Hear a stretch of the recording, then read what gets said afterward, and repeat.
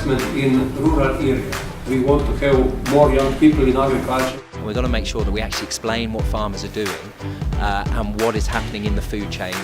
Sono una sostenitrice della dieta mediterranea e dunque della necessità, in una dieta equilibrata, della presenza delle proteine animali. We can change the ways of producing food in order to fulfill these needs that we have.